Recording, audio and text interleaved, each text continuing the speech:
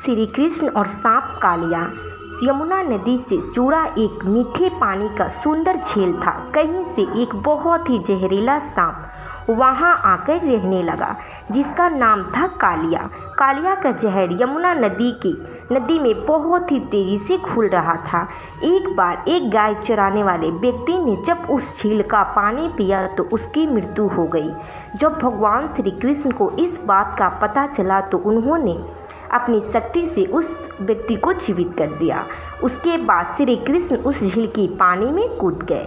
कृष्ण पानी के बहुत अंदर गए और उस सांप को जोर जोर से पुकारने लगे। जब बहुत देर तक कृष्ण पानी से नहीं निकले तो गांव के लोग इकट्ठे होकर नदी के किनारे उनका इंतजार करने लगे। बहुत सारे लोग डर के मारे भागने लगे।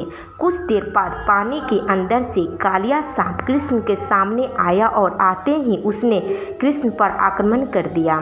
कुछ ही देर में कृष्ण ने कालिया को जकड़ लिया और उसके सर पर चढ़ गए। कालिया 1000 सिर वाला सांप था। कृष्ण उसके सर पर तेजी से नाचने लगे और तेजी से नाचने के कारण कालिया सर्प के मुंह से खून निकलने लगे।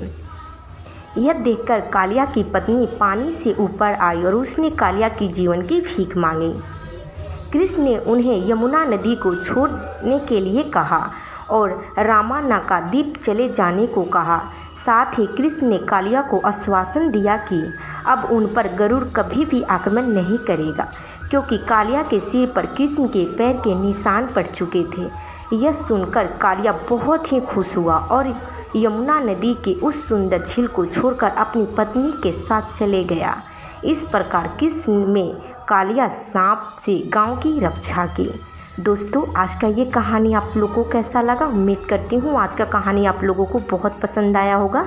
इसी तरह की मज़ेदार कहानियाँ सुनने के लिए चैनल को सब्सक्राइब कर लेना और बेल आइकन को प्रेस करना ताकि मेरी जब भी वीडियो अपलोड करूँ उसकी नोटिफिकेशन सबसे पहले आपको मिले। वीडियो को पूरा वॉच करने के लिए बहुत बहुत धन्यवाद।